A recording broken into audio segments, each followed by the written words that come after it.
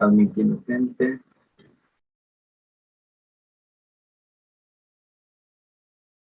Más.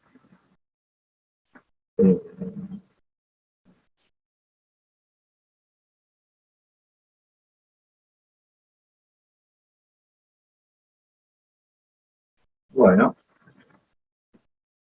vamos a entonces revisar lo que hicimos un poquito en la clase pasada, lo de la primera ley. Vimos, ¿se acuerdan? La expansión libre. ¿Están viendo lo que dice expansión libre en este momento? Aplicación de expansión. Profe. Sí, profe. Bueno, entonces empezamos a grabar. Porque si no, graba. Bueno, entonces hacemos una pequeña revisión de lo que vimos la clase pasada de expansión libre. Si recuerdan. Bueno. Bien, si recuerdan tenemos esta imagen de el gas confinado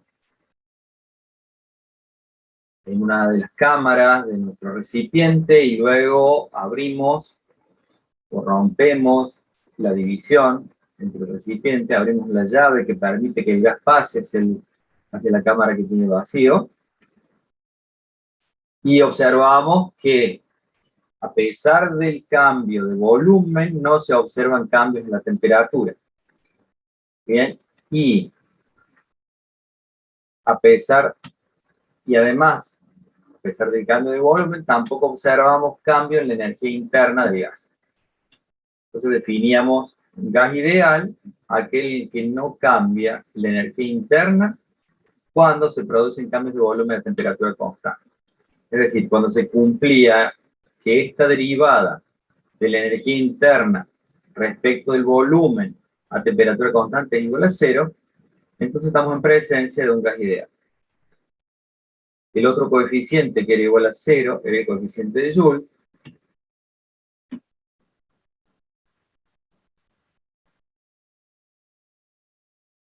¿Sí? El coeficiente de Joule, que nos da igual a 0 para el gas ideal. ¿Por qué? Porque la temperatura no varía cuando se registran las variaciones de volumen. Para cualquier experimento. Entonces, esto es lo que vimos en la clase pasada. No observamos cambio de temperatura ni en la energía interna cuando varía el volumen. ¿Sí? Esto lo habíamos dicho también en la clase pasada, que el hecho de que no cambie la energía interna con respecto al volumen a temperatura constante,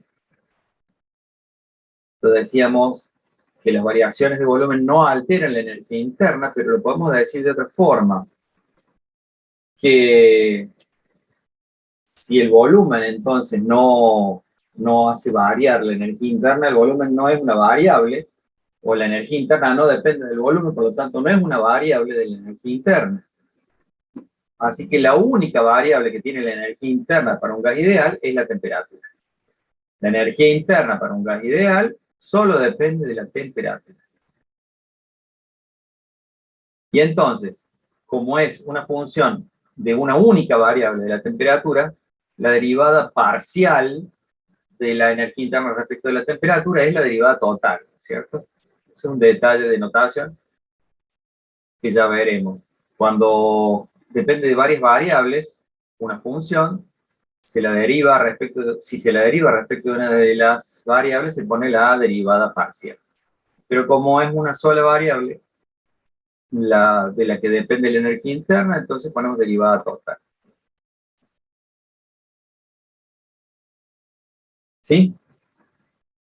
Entonces, la variación de la energía interna, habíamos dicho, que se define por la primera ley de la termodinámica, como la variación del trabajo, del calor, o el calor absorbido por el sistema, menos el trabajo realizado por el sistema.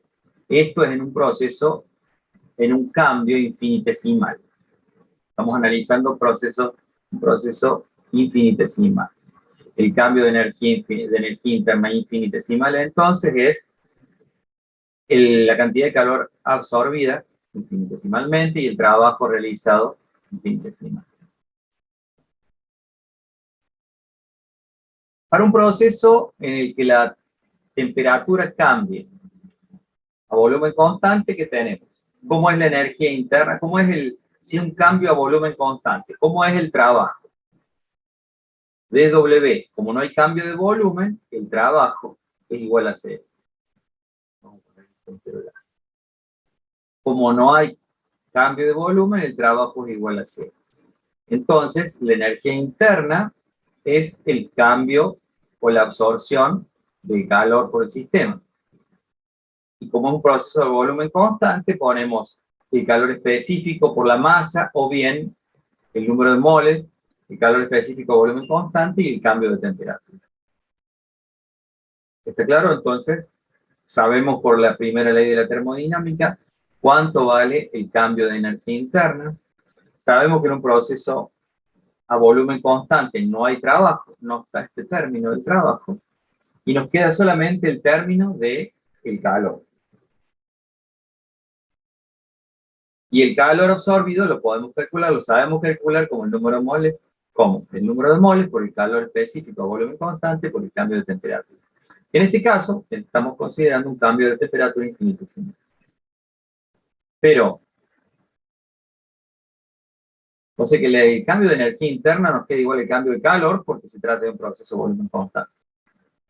El cambio de energía interna se lo debemos simplemente al cambio de la temperatura.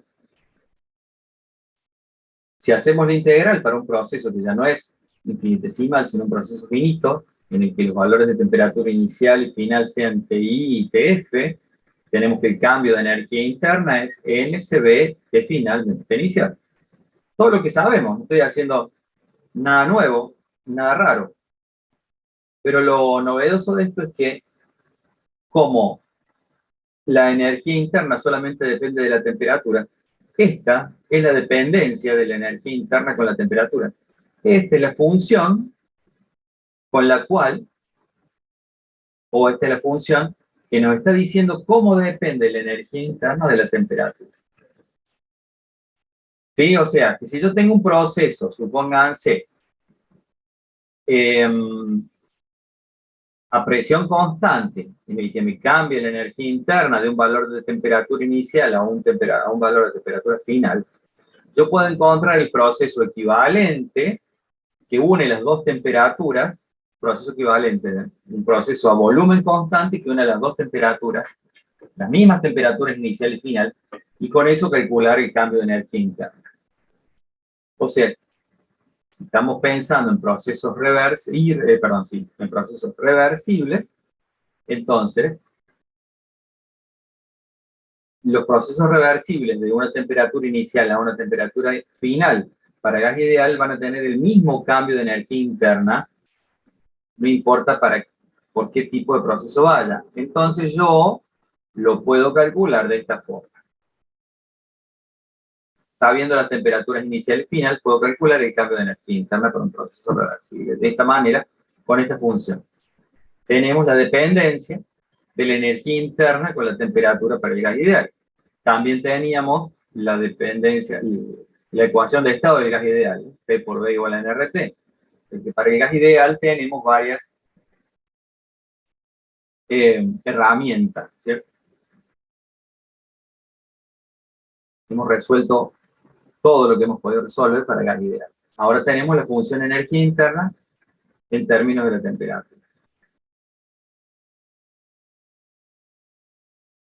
Y esta es la misma expresión que para el cambio de calor, ¿no es cierto? El calor absorbido T final menos T inicial, número de moles, calor específico a volumen constante, más energía inicial, porque este es el delta de U, ¿claro? Si este U0 lo pongo para acá, en esta, a ver, no sé si está claro eso. ¿Por qué puse U0 acá? Como acá tengo delta de U, acá tengo U final menos U inicial. El U inicial es el U0. El U final es el U que depende de T. Bueno, acá podría haber puesto una T sola y acá un T0. Aquí hay un errorcito mío. Que podemos resolverlo. Pero si lo resuelvo, se me va a ir de la presentación. Así que después lo resolvemos. Acá tendría que ir U de T la T no es la T final, es la T, la variable T sin la F, y la T inicial es la T0. Entonces la función U de la temperatura es NCB por T menos T0 más U0, que es la energía interna inicial. ¿Sí? Entonces, si realizamos una transformación isotérmica, ¿cuánto vale el cambio de energía interna? Si es isotérmica, las temperaturas inicial y final, ¿cómo son?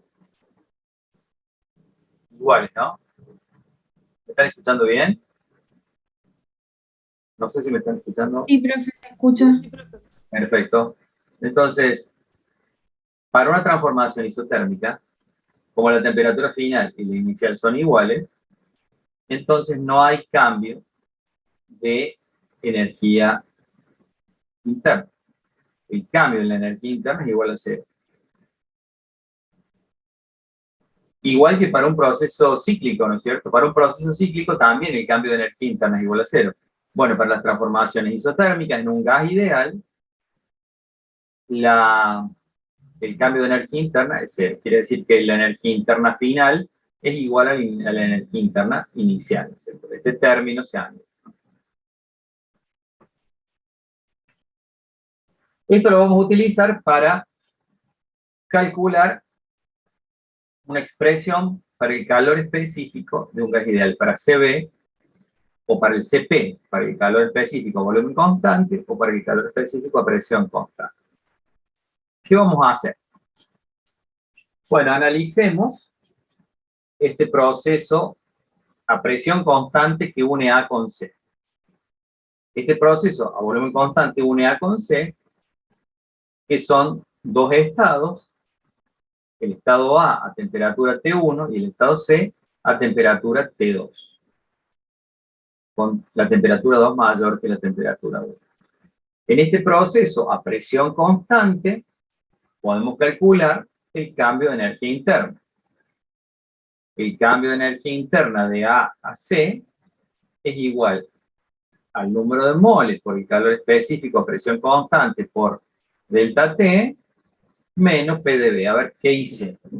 Estoy poniendo el calor absorbido menos el trabajo realizado por el sistema en ese proceso. Ese es el cambio de energía interna. Así lo puedo calcular. NCP delta T menos PdV. ¿Bien? Pero como es un proceso, como estamos analizando un gas ideal, el cambio de energía interna lo puedo calcular con la función que acabamos de hacer, que acabamos de encontrar. Es decir, tenemos que encontrar el proceso isocórico, el proceso a volumen constante, este proceso a volumen constante que une las dos isotermas T1 y T2. ¿Sí? Entonces, si calculo el cambio de energía interna a lo largo de este proceso, me va a dar la misma energía interna que desde A a C. El cambio de energía interna para un gas ideal en el proceso de A a C es el mismo que para el proceso de A a B. Bien, para el proceso de A a C lo calculo como el calor menos el trabajo, y para el proceso de A a B lo calculo como el calor absorbido. Nada más. Sabemos que son iguales porque solamente depende de la temperatura el cambio de energía interna. O sea que sabemos que son iguales. Por más que lo calculemos con otras variables, sabemos que así la podemos calcular siempre. Entonces estas dos energías, estos dos cálculos tienen que ser iguales. Entonces el cambio de energía interna desde el proceso A a C, en el proceso AC es igual al cambio de energía en el proceso AB. ¿Sí? ¿Por qué? Porque estos dos procesos unen las dos temperaturas inicial y final, las mismas. Dos temperaturas inicial y final. Entonces, podemos igualar. ¿Y qué pasa si igualamos?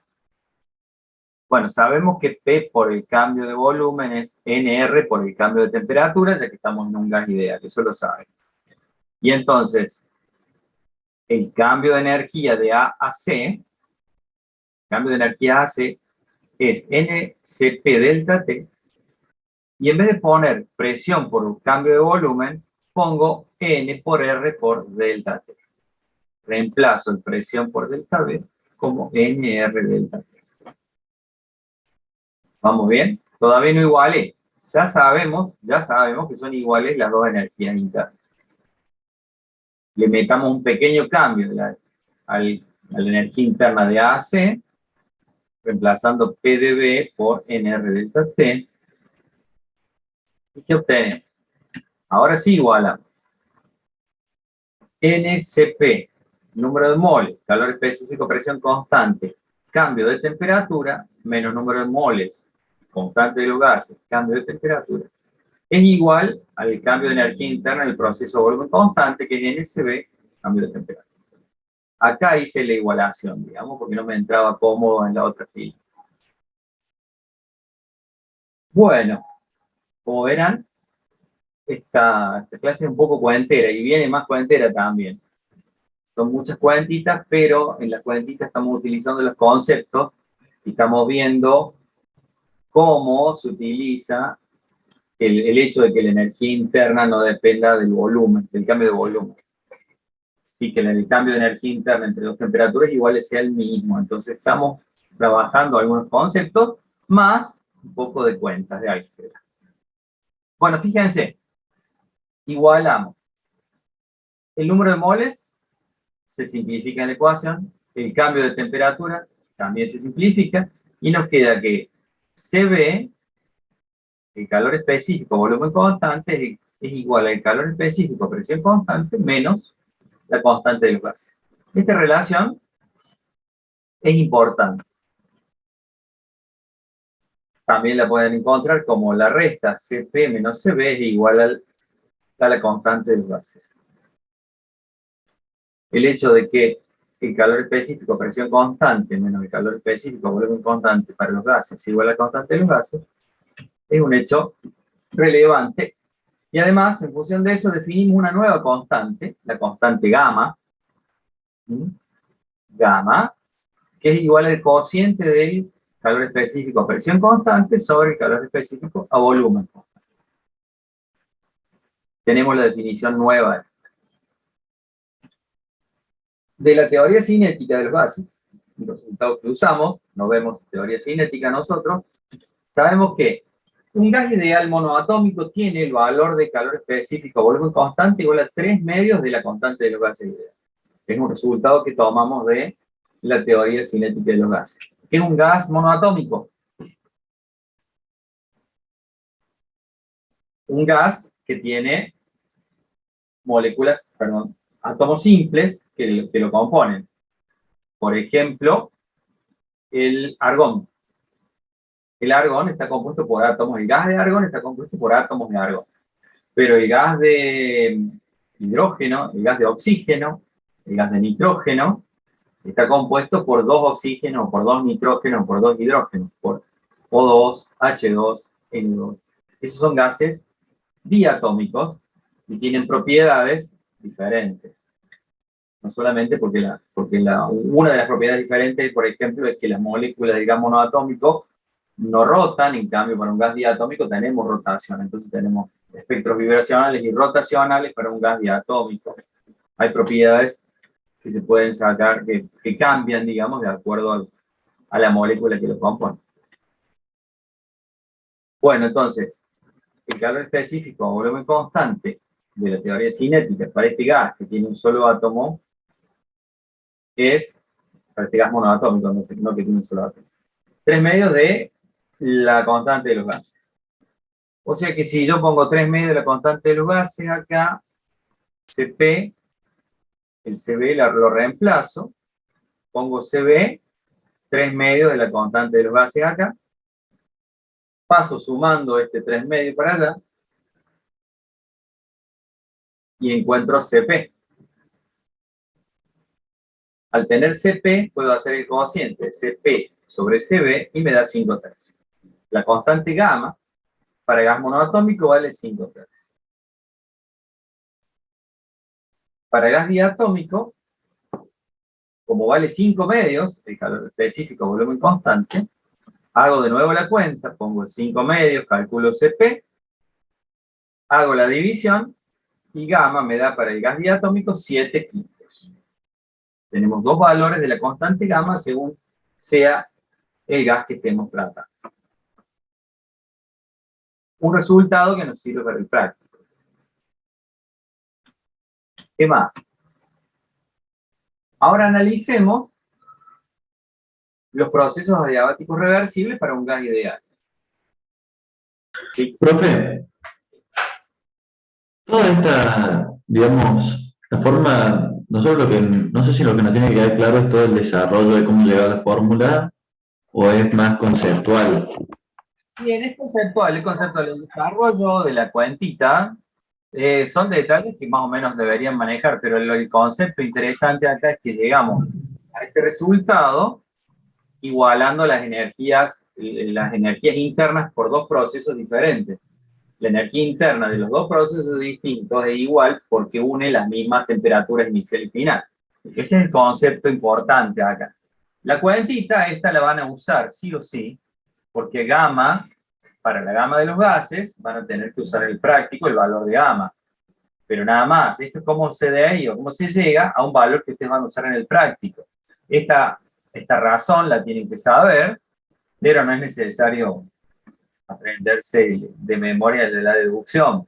No tiene sentido, sino lo que sí tiene sentido es entender el hecho de que las energías internas son iguales si los procesos unen las mismas temperaturas iniciales y finales. ¿De acuerdo? Profe, esos son datos que nos van a brindar en los ejercicios, lo tenemos que saber. Y el ejercicio te da el dato de gamma, el dato, sí, más vale, seguro. Y si, bueno, tenés a mano el teórico, te va a servir también. A ver, seguimos con el uso de gamma en los procesos adiabáticos reversibles. ¿Sí?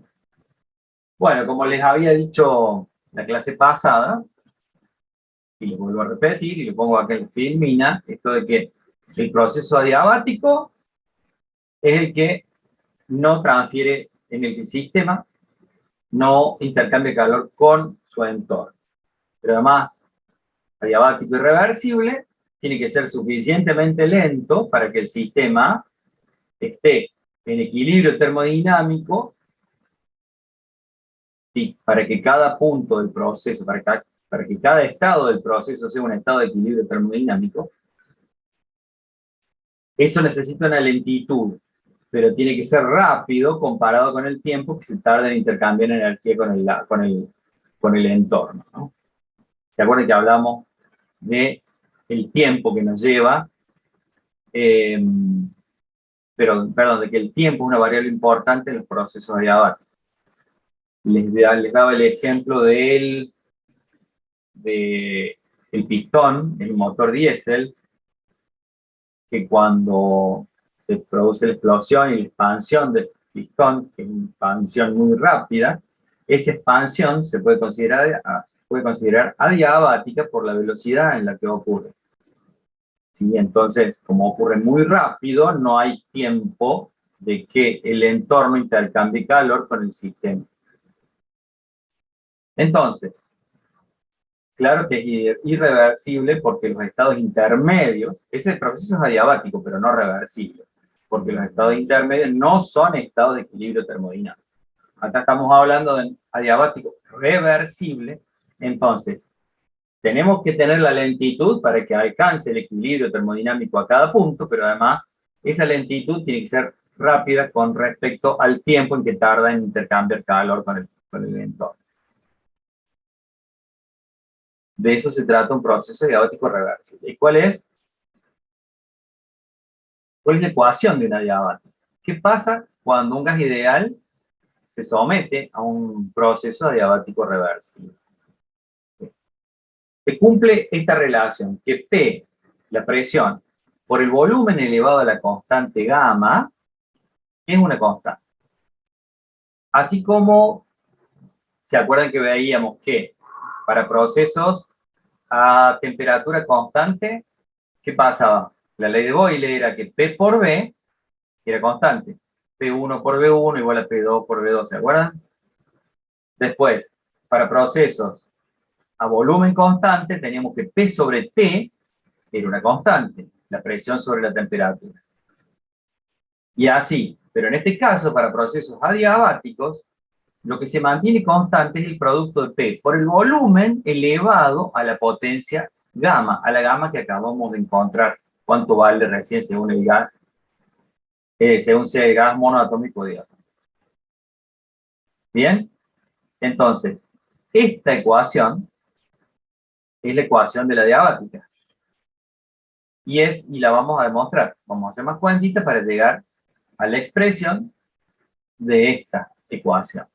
Para demostrar que para un proceso diabático reversible, el gas ideal cumple con esta ecuación. Esta es la ecuación que le vamos a llamar ecuación de la diabática.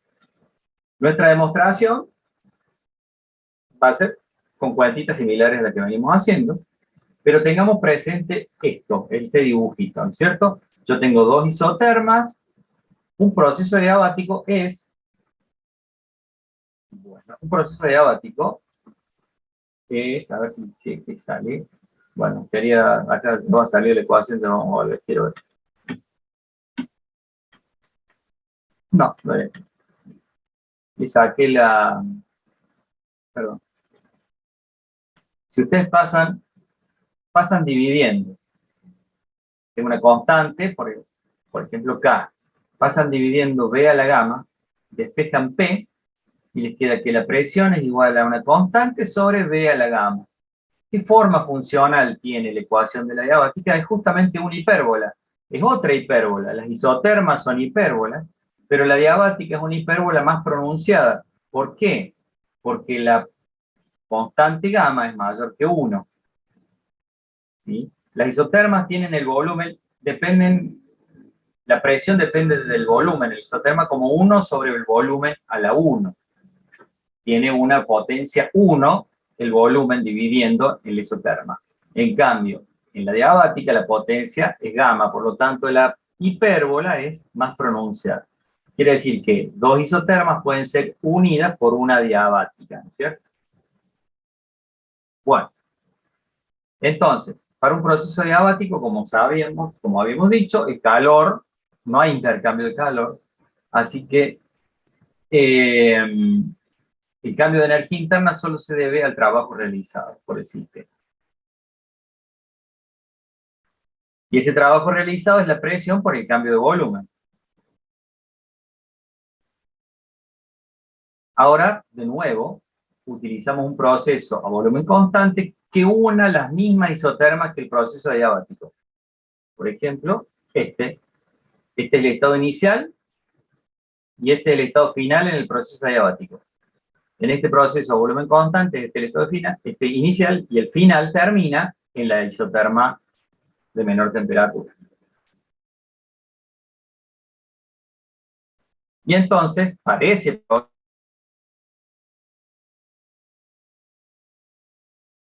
e igualamos las dos energías internas. ¿Por qué? Porque solamente depende de la temperatura, lo mismo que hicimos hace un rato. Entonces, tenemos que el cambio de energía interna del proceso diabático es igual al cambio de energía interna en el proceso a volumen constante por el hecho de que une las mismas temperaturas iniciales. Por eso hago la igualación. Y de esta igualación despejo el incremento de temperatura. El incremento de temperatura sobre NC. Y guardamos esta ecuación. Segundo, recuerden que queremos llegar a la ecuación de que P por B a la gamma es una constante, ¿no? Ahora vamos a hacer la diferenciación de la ecuación de los gases. ¿Qué es diferenciar la ecuación de los gases? La ecuación de los gases es P por B igual a nRT.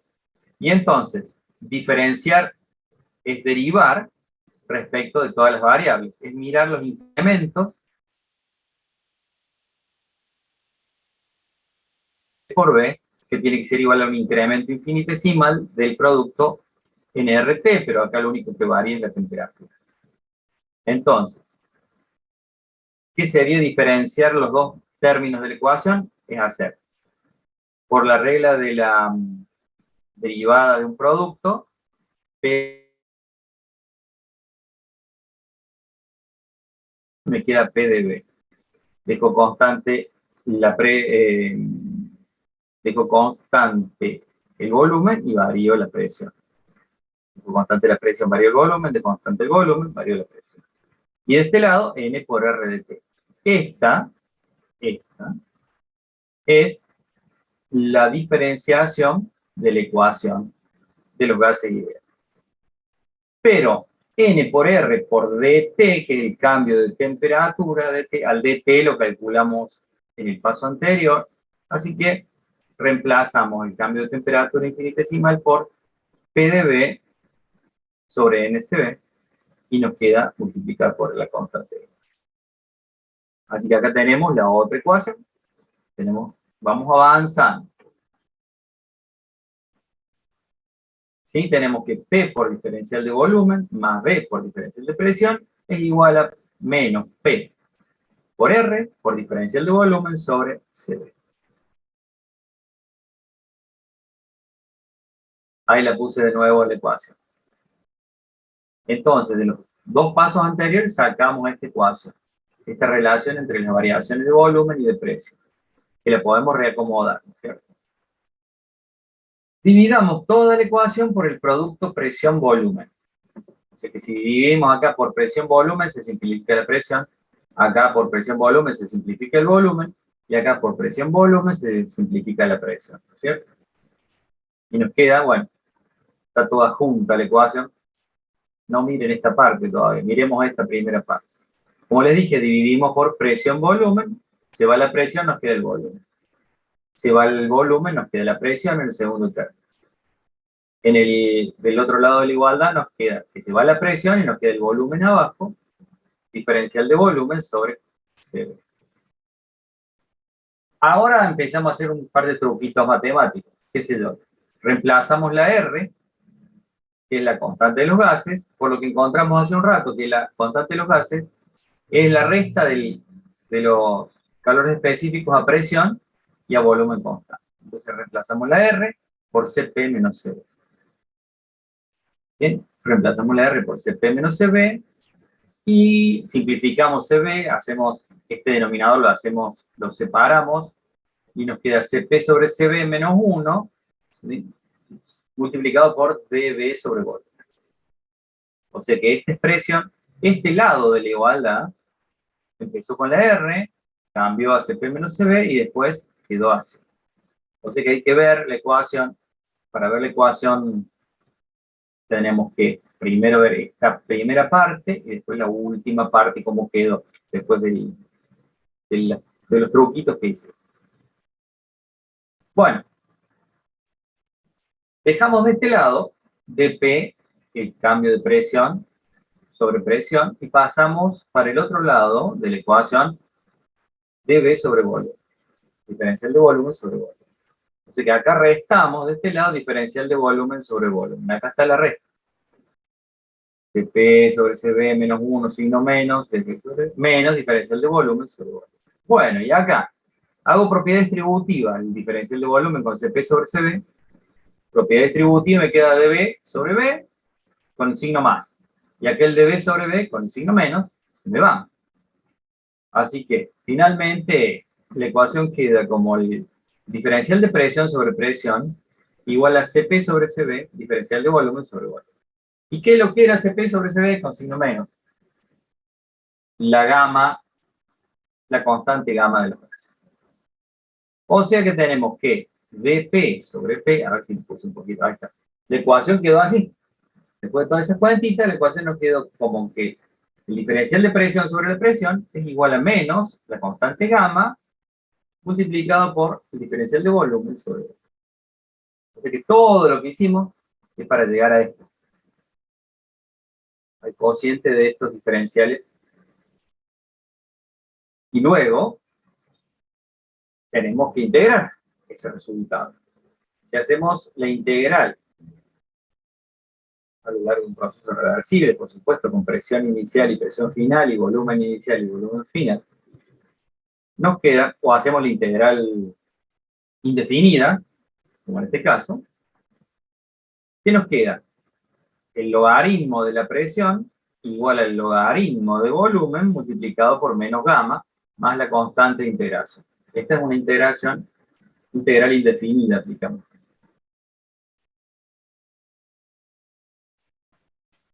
Cambiemos de término. Cambiamos de miembro el logaritmo del volumen. El logaritmo del volumen pasa sumando con la gamma, ¿no es cierto? Del signo menos, pasa sumando al otro lado.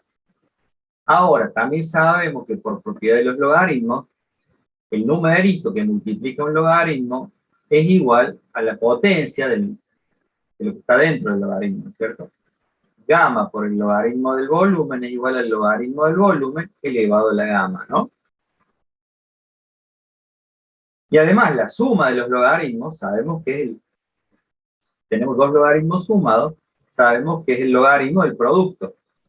Entonces el primer paso es poner la gamma como potencia de b, y el segundo paso es unir la suma de los logaritmos como un logaritmo del producto, igual a constante. Y entonces, esta constante que es la constante de la integración indefinida, nos queda que P por B a la gamma es igual a E a esa constante o a un valor K constante cualquiera, ¿cierto? Una constante de integración elevado a esa constante de integración nos da otro valor constante que no es importante. Lo que sí es importante es que el producto P por B a la gamma se mantiene constante. O sea que demostramos, todas estas cuentitas son para demostrar la ecuación de la diabática. En un proceso adiabático, porque todo lo que hicimos está dentro de un proceso adiabático porque arrancamos igualando. ¿Por qué estamos hablando de que todo esto es adiabático? Estamos dentro de la adiabática. Esto, el hecho de que la presión, de que la energía interna, el cambio de energía interna sea igual solamente al cambio del trabajo realizado, es el hecho que nos está definiendo el proceso adiabático. Luego, solamente trabajamos sobre la ecuación. Y nos quedó la expresión entonces de la ecuación de la diabática. P por B a la gamma es una constante. Eso también significa que P1 por B1 a la gamma igual a P2 por B a la gamma igual a P sub n por B sub n a la gamma para cualquier par de puntitos que estén sobre la diabática, que estén a lo largo de un proceso diabático. Acá lo vamos a ver mejor, digamos. Acá está, yo creí que estaba en la figura anterior. P es igual a una constante dividido B a la gamma, por lo tanto es una isoterma más pronunciada, como les dije, una isoterma más pronunciada que es una hipérbola más pronunciada que la isoterma.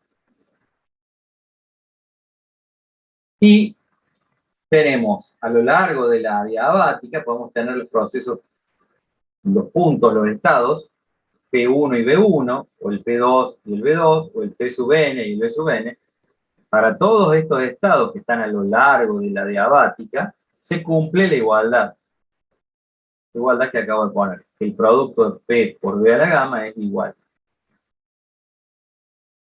¿Bien?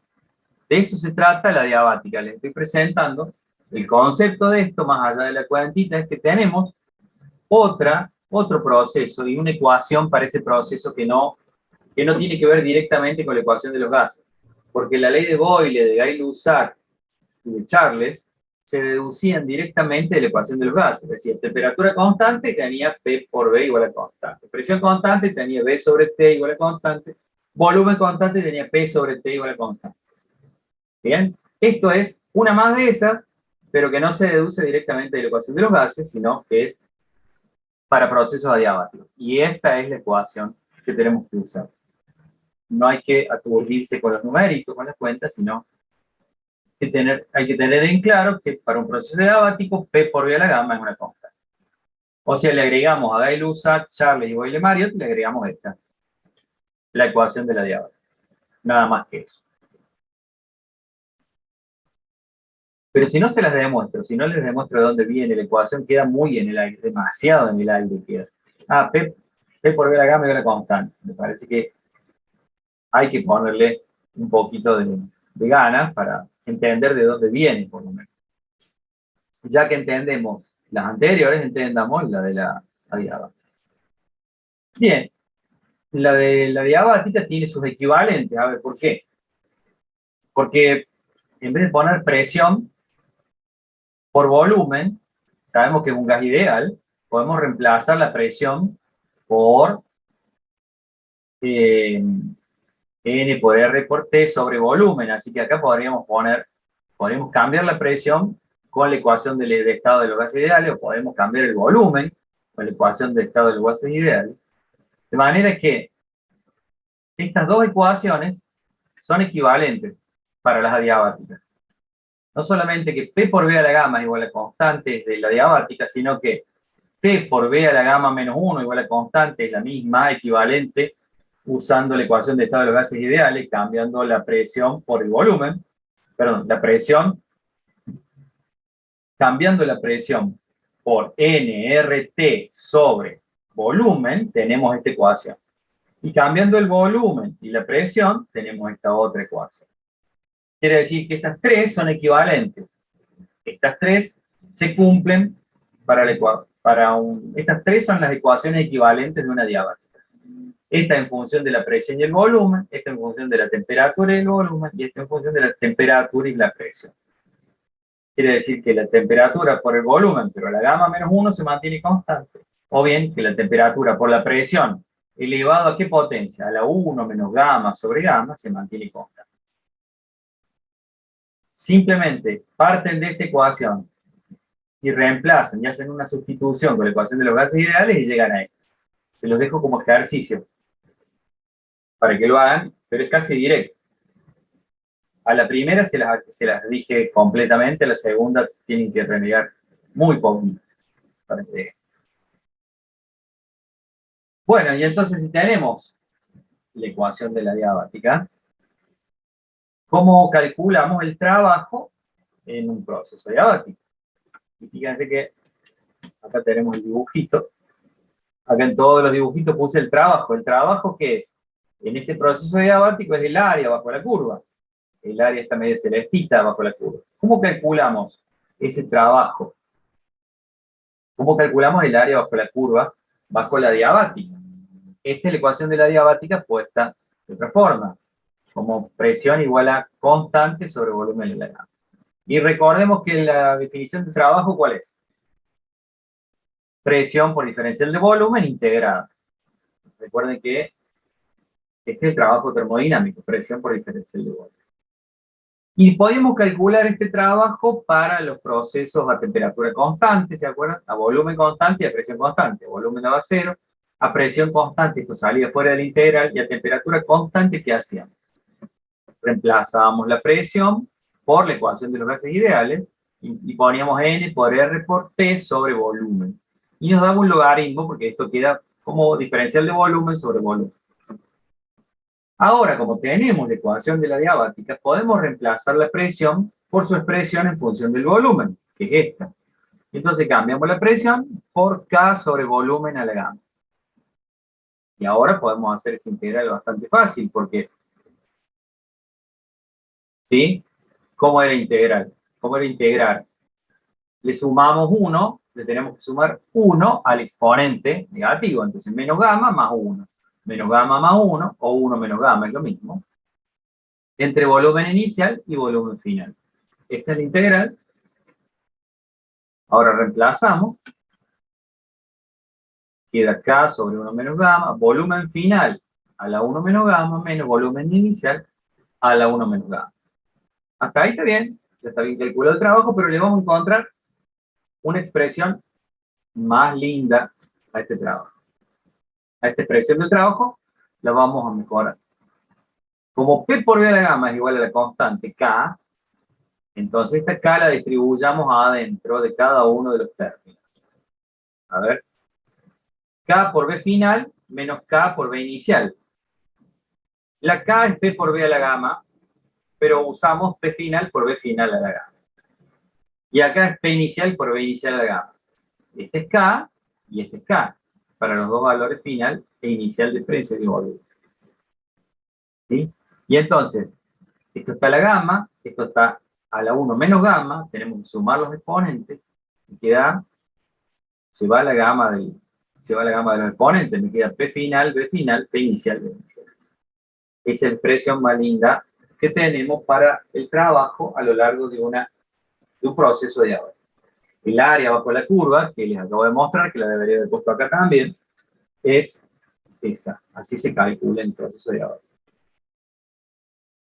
O sea que pueden calcular el trabajo a lo largo de todos los procesos reversibles a los que sometemos un gas ideal. Bien. ¿Se entendió esta cuentita? Esta cuentita sí me interesa que la entiendan porque parte de la definición del trabajo y es solamente la aplicación, una integral simple con la aplicación de la ecuación de la diagonal. Esta cuentita es importante que la sepan.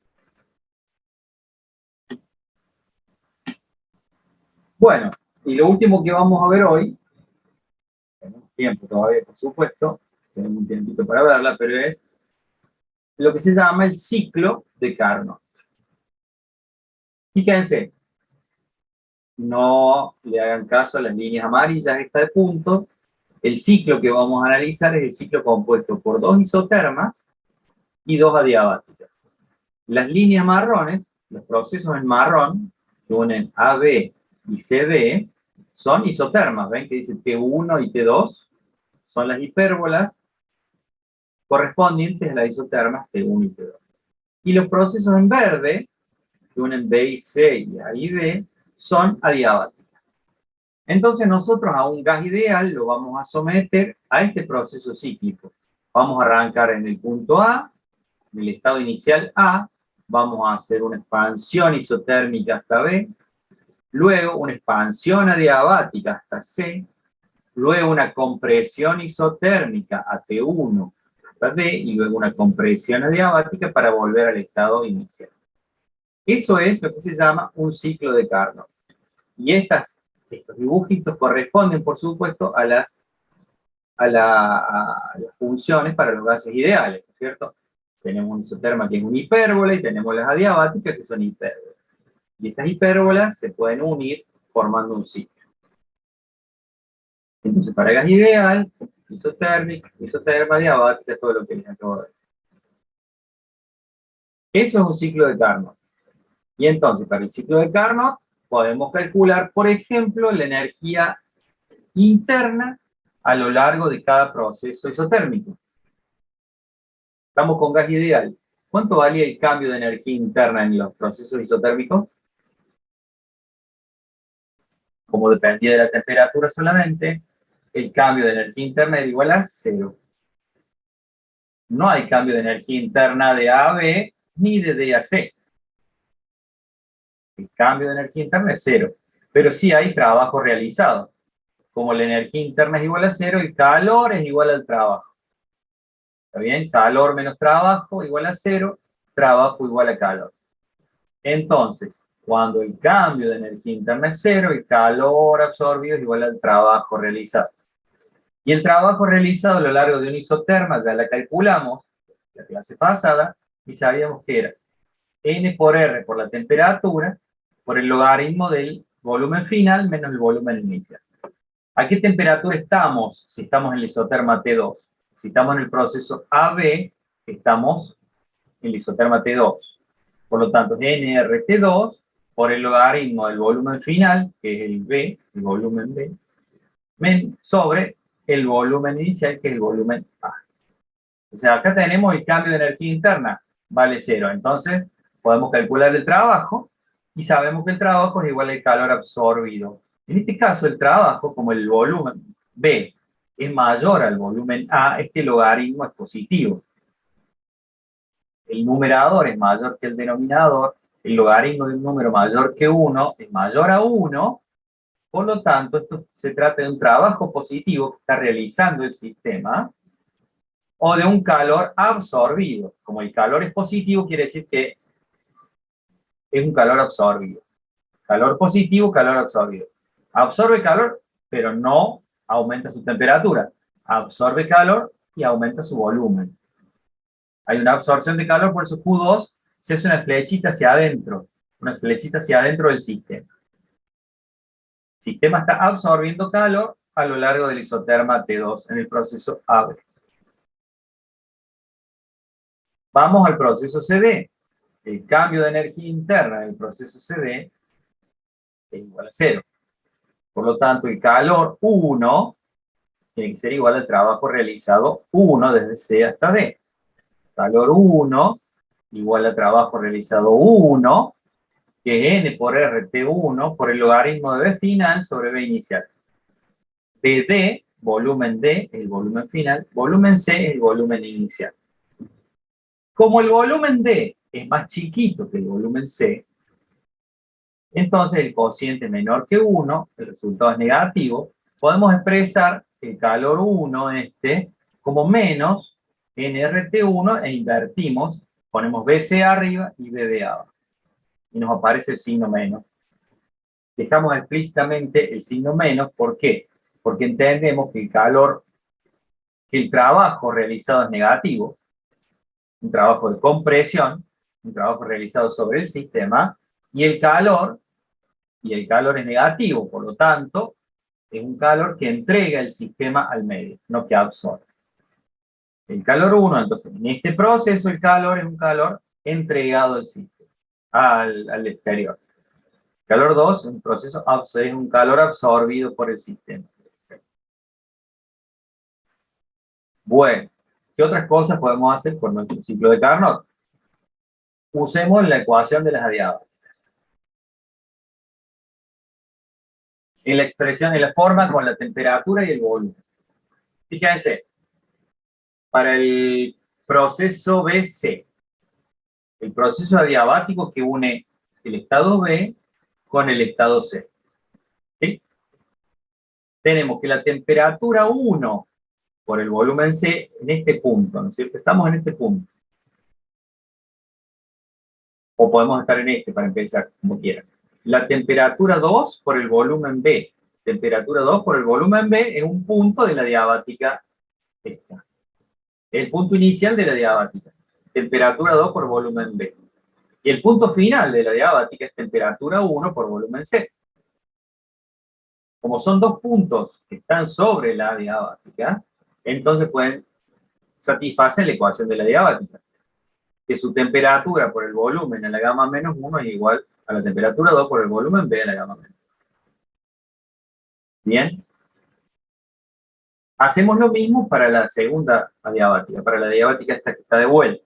El estado inicial de la diabática es volumen D por temperatura 1 y el final es volumen A por temperatura 2. ¿Cierto? Bueno, despejemos de esta ecuación, despejemos el cociente T1 sobre T2. Paso dividiendo T2 para allá. Si quieren, si tienen alguna duda con las cuentas, me preguntan, yo tengo aquel lapicito y hacemos la cuenta a mano. Si falta algún paso en el medio, no hay problema.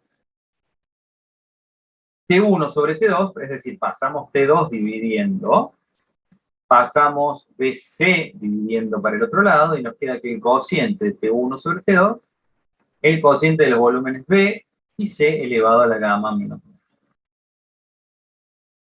Ahora vayamos a la segunda diabática, me estaba adelantando. La de segunda diabática tiene la temperatura 1 y el volumen D como estado inicial, y la temperatura 2 y el volumen A como estado final.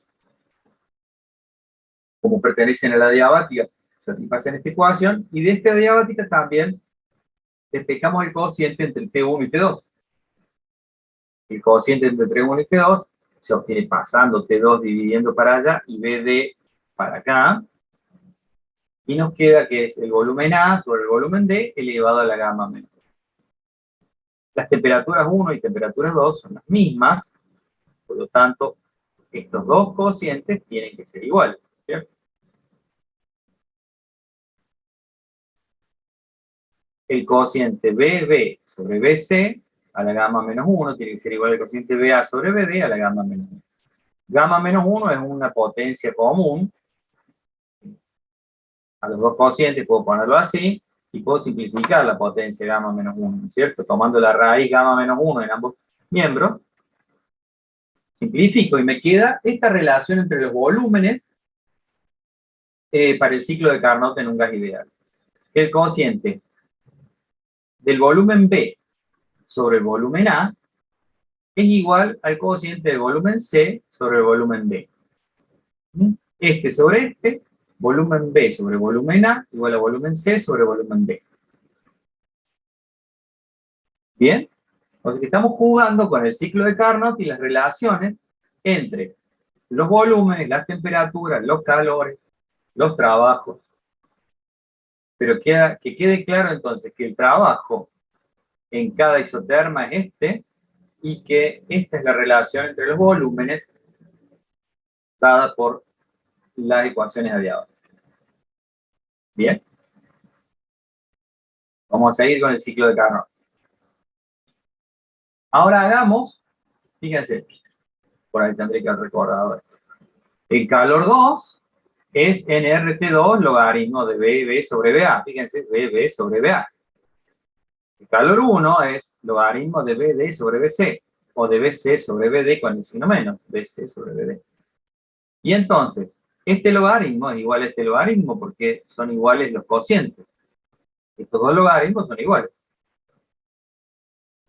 ¿Qué podemos hacer? Dividir los calores, o los trabajos. Hagamos la división entre los calores, ¿no? Dividamos el calor 2 sobre el calor 1. Nos queda nRT2 logaritmo de BA sobre, de B sobre BA. El signo menos del calor 1 por nRT1 logaritmo de BC sobre BD. Bueno, los n y los r se simplifican. Y los logaritmos también se simplifican. Por lo tanto, Profe, sí, disculpe, ¿puedo volver a la filmina anterior? Quiero sí, ver una cosa. ¿está bien? ¿Qué cositas será? Puede ser que hay un error ahí en la última fórmula, esta recuadrada, que dice BC sobre BD. Sí, no, no hay un error. Pasás. Simplifica el gamma menos 1, ¿no? Simplificalo, sacate el gamma menos 1 de encima. Pasa BA dividiendo para acá y BC multiplicando para allá. Y te queda. Ah, listo, listo, listo. Bien. Ahí está. Gracias. Perfecto. Era un pasito más que había que hacer, no era directo. No era esta directa con esta, sino que teníamos que sacar la gamma menos 1 y esto es intercambiable. Bueno, entonces el hecho es que cuando hacemos el cociente de los calores se simplifican las constantes y los logaritmos también se simplifican. Así que el cociente de los calores, Q2 sobre Q1, nos queda igual al cociente de las temperaturas. Cambiado de signo, T2 sobre T1. O sea que para un ciclo de Carnot realizado con gas ideal, vale esa relación. O bien, si queremos ponerla... Los cocientes son proporcionales. ¿Cómo? No entendí bien. Digo que los cocientes son proporcionales. Los cocientes son iguales, no proporcionales, son iguales. Cociente de calor 2 sobre calor 1 es igual al cociente de T2 sobre T1. Los cocientes son iguales. No es el calor igual a la temperatura, ¿no? Sino el cociente igual al cociente. Si le queremos sacar el signo menos, tomamos el valor absoluto del calor absoluto, del calor absoluto. Tomamos el valor absoluto del calor 1, que este era el calor negativo, entonces el cociente de los calores, tomando el valor absoluto, nos queda sin el signo menos. Bueno, sigamos entonces analizando los valores de energía interna de cada uno de los procesos en el ciclo de Carnot. ¿Quieren?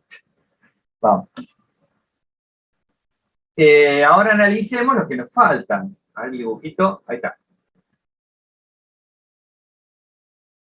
Habíamos analizado el trabajo, la energía interna a lo largo del proceso, de los dos procesos isotérmicos, que eran cero. Ahora calculemos, analicemos la energía interna a lo largo de los dos procesos adiabáticos que nos faltan. Y entonces el proceso adiabático de B a C, que es este de C, tiene una energía interna que es igual al trabajo realizado, porque el calor absorbido en este proceso es cero, porque es un proceso adiabático. Entonces, la energía interna a lo largo de BC es igual al trabajo realizado a lo largo de BC. Cambiado de signo porque estamos hablando de la energía interna. Q menos y la Q vale 0. A lo largo del otro proceso adiabático de A, el cambio de energía interna es igual al trabajo realizado desde D hasta A, porque el calor absorbido se entrega. Bien, acá está bien aclarado. Entonces. Trabajo BC, el área bajo la curva. Trabajo DA, el área bajo la curva. De D hacia A, el área bajo la curva. Perdón, de A hacia D. Acá debe ser de A hacia D. Sabemos que el trabajo realizado de D hacia A es un trabajo negativo, ¿no es cierto? Porque es un proceso de compresión. Entonces, si yo quiero ver el área esta, tendría que haber puesto de A hacia D. Bueno. También sabemos que a lo largo de todo el ciclo de Carnot, la energía, el cambio de energía interna es igual a cero, porque el estado inicial es igual al estado final. Eso pasa siempre, ¿no es cierto? No importa los procesos que hay en el medio, el cambio de la energía en el ciclo completo, como el estado inicial es igual al final, es igual a cero. Bueno, entonces, el cambio de energía interna a lo largo de todo el ciclo es el cambio de energía interna de A a B, más el cambio de energía de B a C, más el cambio de energía interna de C a D, más el cambio de energía de D a A. Tu cambio de energía en cada uno de los 4 tramos del ciclo de Carnot. ¿Qué sabemos? Que de A y B y de C y D, A, B, C, D son igual a 0 porque son 2 isotermas. Esos dos no están. ¿Qué nos queda? El cambio total de energía interna a lo largo de todo el ciclo es igual a la suma de las energías internas en los dos procesos adiabáticos. VC más delta UDA. Y acabamos de ver que cada una de estas se relaciona con el trabajo respectivo. Bien, BC es el trabajo BC y DA es el trabajo realizado desde D hasta A. Si lo multiplicamos por el signo menos, esta ecuación nos queda que la suma de los trabajos es igual a 0. Este trabajo más este trabajo que es positivo, más este trabajo que es negativo, se cancelan. Son iguales y opuestos. Son iguales y de signos opuestos. ¿Ah?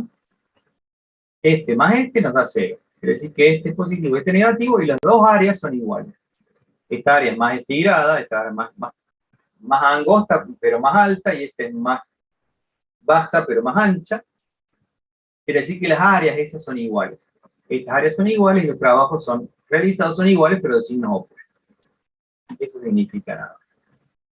La suma de las áreas debajo de las adiabáticas se anula.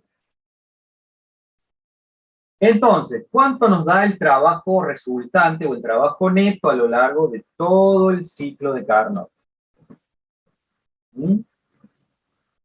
El trabajo neto es la suma de los trabajos a lo largo de cada uno de los procesos, es decir, el trabajo AB, el trabajo en BC, más el trabajo CD, más el trabajo DA. ¿Bien? El trabajo, sabemos que lo que acabamos de ver es que sumando el trabajo entre BC y DA da 0, entonces tenemos que tachar. BC y DA los tachamos, acá no está tachado y nos queda que el trabajo neto realizado en el proceso es la suma de los trabajos a lo largo de las dos isotermas, AB y CD. Y los trabajos a lo largo de las isotermas AB y CD son justamente los trabajos 1 y 2 que calculamos en la filmina pasada, que son iguales a los calores 2, calor 1. Calor 2 y calor 1, ¿no es cierto? Esto, el trabajo neto realizado a lo largo del ciclo es la suma de los trabajos realizados en las isotermas, que son iguales a la suma de los calores, que es igual a E. ¿Bien? Y además, es igual al calor neto. La suma de los trabajos, la suma de los trabajos abajo de las dos isotermas, realizados en las dos isotermas, es el trabajo neto realizado. El trabajo resultante realizado. El neto es, la palabra neto es trabajo resultante. Por eso pongo acá resultante o neto. La suma de los dos trabajos es el trabajo neto.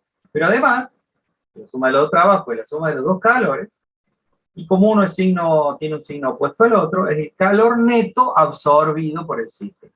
No solamente que es el trabajo neto, ¿sí? No solamente que es el trabajo resultante, sino que también el calor neto absorbido por el sistema. Q2 es lo que absorbió, Q1 es lo que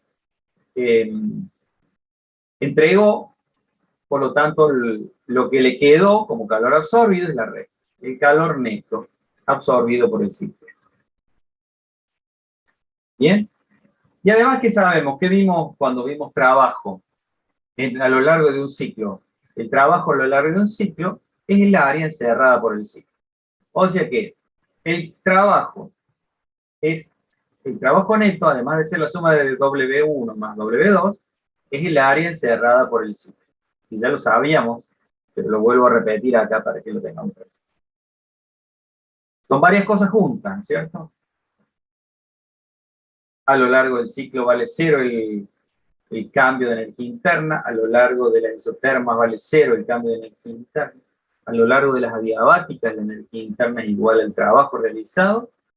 El trabajo neto es la suma de todos los trabajos y la energía interna resultante es la suma de todas las energías internas a lo largo de cada proceso. Entonces hacemos todas las cuentitas de a poquito y llegamos a estos resultados.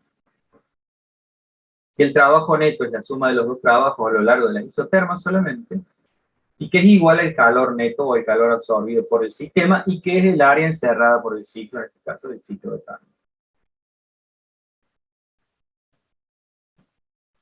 Sintetizando, entonces. Para un ciclo de Carnot realizado a un gas ideal se cumple. ¿Qué cosa? Que el cociente de los calores es igual al cociente de las temperaturas, y que el trabajo neto realizado es la suma de los trabajos bajo la isoterma o la suma de los calores absorbidos y entregados. Medio que no intervienen, parece que no intervienen lo que ocurre en los procesos adiabáticos, pero acá está incluido. En las cuentitas vemos que sí. En el cociente de los calores, el hecho de que de que estos dos procesos sean adiabáticos influyen directamente en que el cociente de los calores sea igual al cociente de las temperaturas. ¿Bien? Bueno, aquí le vamos a llamar eficiencia o rendimiento térmico en general. Si un sistema, una máquina de vapor, absorbe calor, le metemos calor en la caldera, ¿no es cierto? Le metemos carbón, la caldera genera calor. De todo ese calor que generamos mucho calor, se utiliza una parte para hacer trabajo y mover la locomotora, y la otra parte de ese calor no se aprovecha, se desperdicia, se tira al exterior. Y entonces, ¿cuál va a ser el rendimiento de esa máquina? O en este ciclo asemeja a eso, a una máquina, porque hay una absorción de calor, una realización de trabajo. Se absorbe calor y se realiza trabajo. Y entonces, ¿cómo se va a definir el rendimiento térmico para un ciclo? Para una máquina en general. El rendimiento térmico se va a definir como el trabajo neto realizado a expensas del calor absorbido. El calor que absorbió el sistema fue Q2, nada más. Y el trabajo realizado, sabemos que es el trabajo neto, que es la resta de estos dos calores. Haciendo el denominador Q2 común, simplificamos Q2 con Q2 y nos queda Q1 sobre Q2. 1 menos valor absoluto de Q1 sobre Q2. A esto le vamos a llamar el rendimiento de una máquina térmica. El cociente de los calores, perdón, el trabajo neto realizado dividido el calor absorbido. Todo lo que podemos sacar del calor absorbido fue el trabajo neto. El resto lo tuvimos que tirar. Por eso la eficiencia no es igual a 1. Si hubiéramos utilizado todo el calor absorbido en trabajo, el rendimiento sería 1, pero no existe esa máquina. Esa máquina no es real. Nunca podemos sacar la misma cantidad de trabajo que el calor absorbe. Bueno, entonces, la eficiencia, con la letra eta, va a ser el trabajo neto sobre el calor absorbido, y esta es nuestra expresión en función de los calores. En particular, para un gas ideal, el cociente de los calores eso es como daba. Q1 sobre Q2, Q1 sobre Q2 es igual a T1 sobre T2. Damos vuelta a la relación de arriba. Y nos queda, y nos queda que la eficiencia es igual a 1 sobre el cociente, 1 menos el cociente de la temperatura, T1 sobre T2. Bueno, eso fue todo lo del ciclo de Carnot, que por supuesto lo vamos a revisar, lo vamos a repasar la clase que viene, y hay muchos ejercicios y muchas cosas para sacarlo. ¿Tienen alguna pregunta? ¿Se entendió más o menos? ¿Algún...? Profe, Sí. en un parcial o en un final, ¿nos Sí. pueden pedir que desarrollemos, así como lo estábamos viendo en clase, alguna ecuación? Ciclo de Carnot, O sea, la demostración. sí. Esto entra casi todo, la demostración. Por eso yo hice las cuentas bien detalladas. En los libros, Bien. por ahí no van a encontrar el detalle, no van a encontrar el detalle de las cuentitas, ¿eh? Yo les puse explícitamente casi todas, ¿de acuerdo? O sea que es importante saber la demostración de las ecuaciones. Claro, porque es importante entender bien a fondo el ciclo de Carnot. Cada una de las cosas que ocurren, fíjense que es un análisis, si bien teórico, porque no hay ningún numerito en medio, pero es un análisis de cada uno de los procesos termodinámicos, de cada una de las variables termodinámicas y de los procesos que ocurren, ¿cierto? Es bien detallado y creo que es fácil de entender, digamos que es un caballito de batalla interesante para presentarse a rendir, digamos. Uno tiene que, si sabe bien esto, y por supuesto las otras leyes que son fundamentales, pero uno no puede presentarse a rendir sin saber esto. Esto es una condición necesaria para ir a rendir, saber esto. Saber ciclo de Carnot con sus detalles. Ciclo de Carnot, siempre. Por todos los profes, por algunos es preferido. Yo prefiero magnetismo para los exámenes. Arrancar con magnetismo, arranco del final hasta el principio. Bueno, eso sería todo. Una consulta sobre los exámenes. ¿Hay exámenes teóricos y qué fecha sería el examen aproximadamente y hasta dónde abarcaría? ¿Qué tiempo Bueno, abarcaría el examen? el primer parcial teórico lo vamos a hacer después de las vacaciones de julio, porque antes se les saben juntar bastantes cosas, se les juntan muchas cosas, muchos parciales. En principio va a ser así, ¿no? Yo tengo un par de cambios, un par de cosas ahí al fin del cuatrimestre, pero en principio, como todos los años, termina las vacaciones de julio y hacemos el parcial teórico, el primer parcial teórico. Y en ese primer parcial teórico entra hasta teorema de Gauss, que es un tema de electricidad, de electrostática. ¿Teorema de qué, perdón? Teorema de Gauss. El teorema de Gauss es el último tema de electrostática. Gracias, profe. Hasta ahí llega el primer parcial teórico. Sí, es que no hacemos algún cambio en el medio. ¿De acuerdo? Bueno, chicos, entonces, si no hay más preguntas, terminamos la clase. ¿Bien?